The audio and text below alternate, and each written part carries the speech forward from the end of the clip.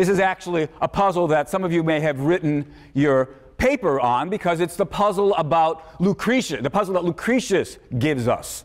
It's not a direct quote, but Lucretius basically says, look, most of us are upset and anxious at the fact that we're going to die. We think death is bad for us. There'll be this period after my death in which I won't exist.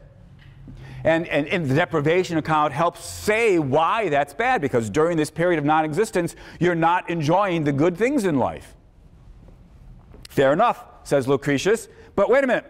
The period after you die isn't the only period during which you don't exist. It's not the only period in which, if only you were still alive, you could still be enjoying the good things in life. There's another period of non-existence.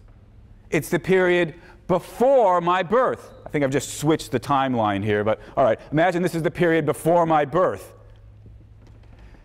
Just like there'll be an infinite period after my death in which I won't exist, and realizing that fills us with dismay, there was, of course, an infinite period before I came into existence.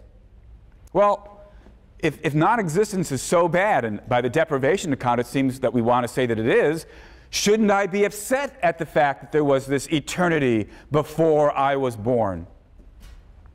But, says Lucretius, that's silly, right? Nobody's upset about the fact that there was an eternity before they were born. In which case, it doesn't make any sense to be upset about the eternity after you die of non-existence. Well, Lucretius doesn't offer this as a puzzle. Lucretius offers this as an argument that we should not be concerned about the fact that we're going to die.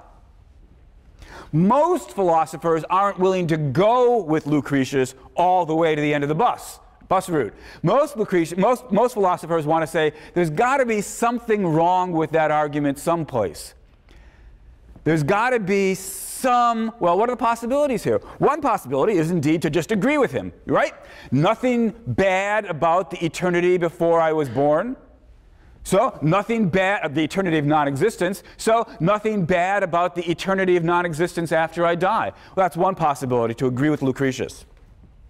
Second possibility is to say, look, Lucretius, you're right. We really do need to treat these two eternities of non-existence on a par.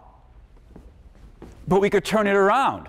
Instead of saying with Lucretius, nothing bad about this one, so nothing bad about this one, maybe we should say instead, something bad about the one after we die, and so something bad about the one before we were born. Maybe we should just stick to the deprivation account and not lose faith in it. The deprivation account says it's bad that there's this period after we die, because if we weren't dead then, we would still be able to enjoy the good things in life.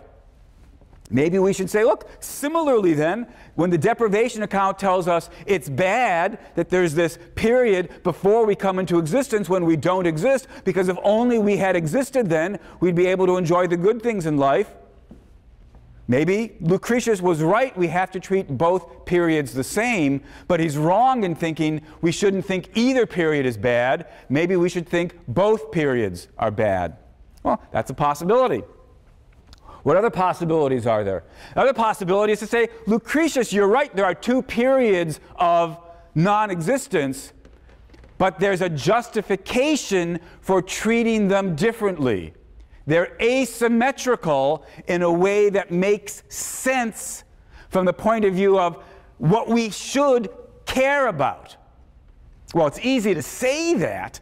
The puzzle, most philosophers want to take that last way out. They want to say there's something that explains why it makes sense, why it's reasonable to care about the eternity of non-existence after my death, but where that doesn't apply to the eternity of non-existence before my birth. And then the puzzle is to point to a difference that would justify that kind of rationally asymmetrical treatment of the two periods.